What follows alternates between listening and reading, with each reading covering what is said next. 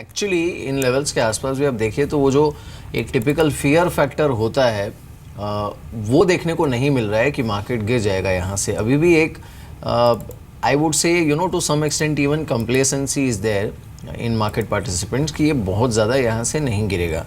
So obviously ऐसे में जब कभी थोड़ी बहुत गिरावट देखने को मिलती है या फिर मार्केट सॉफ्ट होता है then you have to look at buying, maybe nibbling, पर वो कहाँ पर करनी चाहिए इसमें? So exactly, मुझे अगर कोई भी ये एकदम सेट ट्रेंड जो है उसमें एक जो वरीसम लगता है वो कंप्लेसेंसी लगता है. There is tremendous amount of complacency. These good periods are always welcome from business confidence perspective and people making money. When every day morning you say, oh, this is looking good, whether we have heard those name in last 5 year, 10 year, and suddenly that stock starts running. But those are not very sustainable earnings, and those last strong एकदम good जो earnings आते हैं वो जाते भी जरा हैं. तो that's how I am slightly on those factors, slightly cautious and keep my portfolio more and more. And I would also advise people to keep their portfolio more and more at this time in known better quality stocks. एकदम adventure नहीं करना चाहिए क्योंकि एक 5% correction in markets will not be much, but the stocks will correct 20-25% if they are mid cap, small cap. तो वहाँ पर थोड़ा caution मैं जरूर कहूँगी. जी. Except quality names I would still think would sustain. जी. अमीषा जी, जो आपके हाउस ने हाल ही में रिपोर्ट जारी की है उसमें आपने कहा है कि अब तक का जो अर्निंग सीजन रहा है वो सो फार गुड रहा है. तो आपके अब तक के अर्निंग सीजन को देखते हुए टॉप की टेकअवेज क्या रहे और अर्निंग्स के बेसिस पर ही कौन से वो शेयर्स हैं जिनको आपने अपग्रेड किया है या फिर अपने पोर्टफोलियो में शामिल किया है? You are correct, absolutely correct that the earnings, first time there are very few misses or very few disappointments. Rather, earnings are matching analyst expectations or exceeding. So that's a very good sign. I think in terms of upgrade, right from levers, where volume, value, margin, where we have seeked a lot of comfort, to paint segment where of course we are okay with Asian Paints, but we have usually been promoting Nerolic paints. So that segment we think has started coming back, and with monsoon and GST they will continue to be in action. Particularly monsoon, GST may cause a little disturbance, but in the medium to long term that they will be good. और कहीं पर जहाँ पर हमने upgrade किया है वो we have re-emphasized our stance on IOC, JSW Steel, on I think also on Hindalco. Some of those things we have continued to remain very bullish, and of course we have been maintaining our stance on some of the mid-cap picks where we are more confident, and then they are on track also. We have re-added, we had it for a long time, we have re-added JK Lakshmi Cement in one of our top picks. हमेशा SBI की बात करते हैं. SBI में जो I mean it is expected that the things will start improving from here. हमने management से भी जब बात की थी तो उन्होंने यही कहा था that the worst might be behind them, लेकिन सिचुएशन इम्प्रूव होने में या फिर वो एक टिपिकल जो टर्न अराउंड प्रोसेस है असेट क्वालिटी में वो हो सकता है इस क्वार्टर से शुरू हो, लेकिन वो ज़रूरी नहीं है कि इसी क्वार्टर में कंप्लीट हो जाए. सो ये प्राइस दिन है क्या इस समय SBI के प्राइस में? No, मेरे हिसाब से market of course has started pricing in two things till now. One is on their own जो प्राइवेट सेक्टर ने या SBI ने थोड़े रेजोल्यूशंस लाए by asset sales, be it Jaiprakash, be it bit of the Reliance Group and whatever small things that kept on happening. But the big resolutions अभी भी नहीं आए हैं. बिग रेजोल्यूशन आने के बाद भी इमीडिएट परफॉर्मेंस नहीं इम्प्रूव होगा क्योंकि प्रोविजनिंग आएगा, but at least investors will have clarity that they are not going to drag long and long. So over next 3 to 6 months after the final ordinance that has been passed, whether it is effective, whether it is able to bring everybody on one table, all the lenders, and sort out the matter quickly, I think वो बहुत critical रहेगा. Numbers ना भी आए, ये resolution will be very critical. And SBI की book comparatively within the PSU bank is the best. Their technology edge is the best within PSU bank. तो मुझे लगता है कि they will continue to remain a very chased darling of investors. जी Amisha ji, HUL के earnings आपको कैसे लगे और अर्निंग्स के बाद आपने अपग्रेड किया है क्या स्टॉक को? Yes, we have upgraded our price target, and we think in such a large cap nifty stock MNC with fantastic return ratios also and distribution policy, that means most of the time these stocks are very well priced. We see a 20% plus upside in HUL, so I think that's a very good upside in the most safest and large stock. So we have upgraded our price target. Rating was buy of course, which we have maintained, but upgraded our earnings and price target. जी, तो HUL पर upgrade किया है और 20% upside in level से भी HUL में अमीषा जी expect कर रही हैं. अमीषा जी, IT स्टॉक्स की बात करते हैं क्योंकि पिछले कुछ दिनों में हमने वापस इन स्टॉक्स में बाइंग देखी है. TCS ने एक अच्छा मूव दिया है और ज़्यादातर एक्सपर्ट, ज़्यादातर हाउसेज अभी कह भी रहे हैं कि एक बॉटम प्ले के तौर पर IT स्टॉक्स को कंसिडर किया जा सकता है. आपका व्यू क्या है IT स्पेस पर, और आप भी किसी स्टॉक को रेकमेंड कर रही हैं क्या अपने क्लाइंट्स को?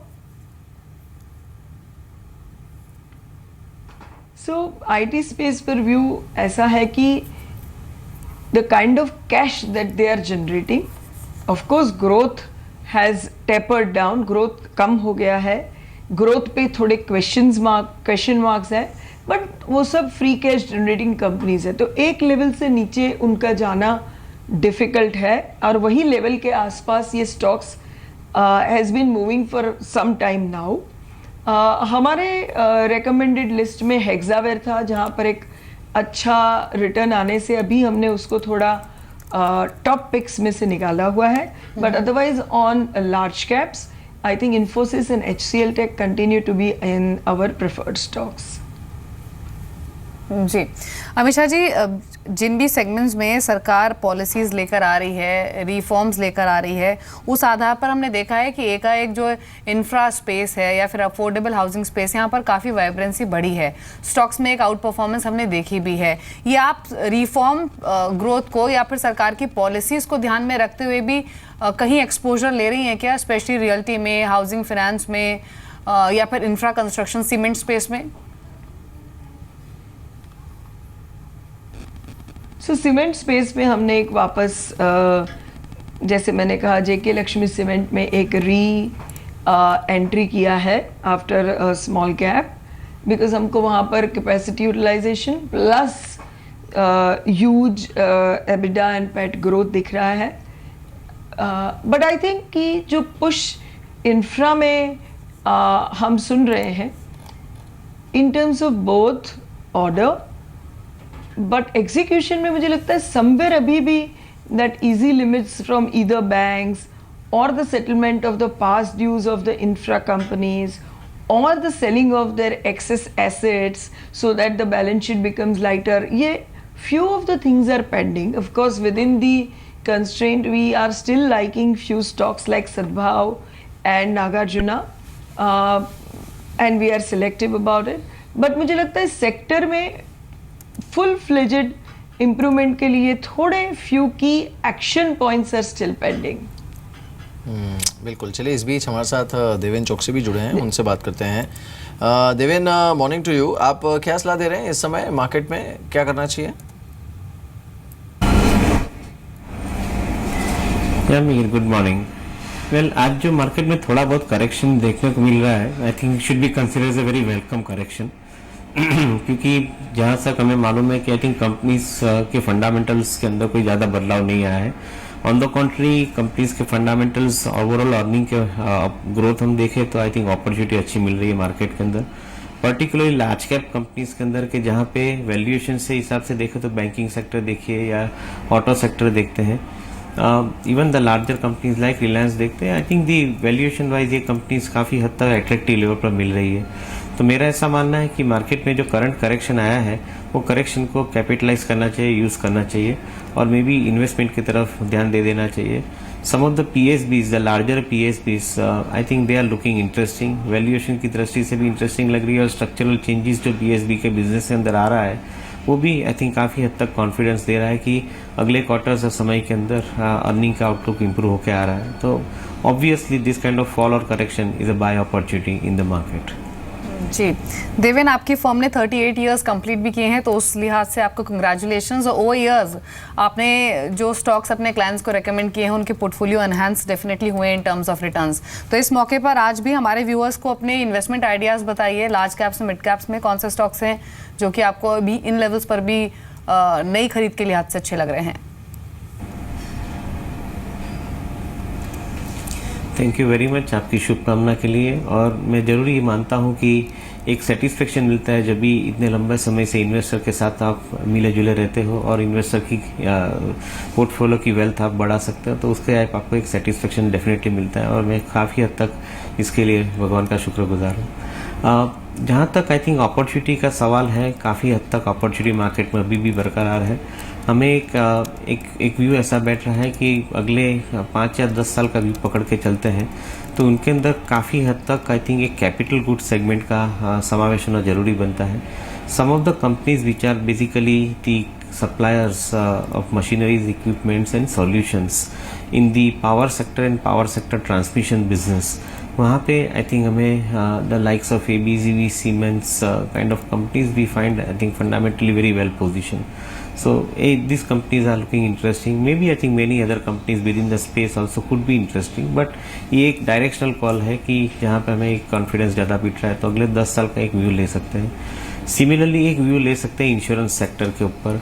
हमें काफ़ी हद तक एक विश्वास है कि जो हिसाब से इंडिया की ग्रोथ स्टोरी अनफोल्ड हो रही है, insurance sector would possibly do the same thing which the private sector bank did in the decade of 90s, कि जिन्होंने 90s के डिकेड के अंदर प्राइवेट सेक्टर बैंक के अंदर इन्वेस्टमेंट किया उनके लिए अगले 20 साल के अंदर काफ़ी हद तक एक अच्छा अपॉर्चुनिटी रहा। तो मैं ऐसा समझता हूँ कि I think insurance is giving you similar opportunity. Structural changes are happening in the agri space also, कि जहाँ पे काफ़ी हद तक ग्रोथ के मोमेंटम्स के सिम्टम्स मिल रहे हैं। तो I think selectively you can keep looking at the sectors and within those sectors respective companies are definitely important to add into the portfolios. बिल्कुल, हमारे साथ हमेशा बोरा भी, हमेशा जो small cap mid cap segment है जहाँ पर हमने काफ़ी अच्छा ट्रैक्शन देखा है, not only in stock prices, हमने जो फंड्स जो कि यहाँ पर इन्वेस्ट करते हैं उनमें भी हमने बहुत अच्छा आउट परफॉर्मेंस देखा है। अब वैल्यूएशन वाइज आपका वो कंफर्ट जोन कहाँ पर है इस समय, मिड कैप में या फिर स्मॉल कैप में, या फिर थोड़ा डर लग रहा है आपको वैल्यूएशंस को देखकर?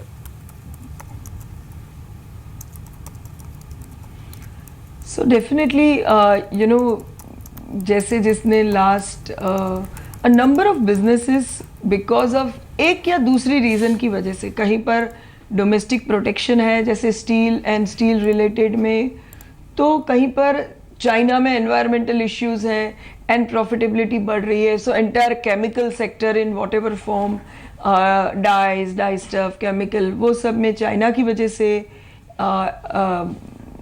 बहुत बड़ा रिस्पाइट है।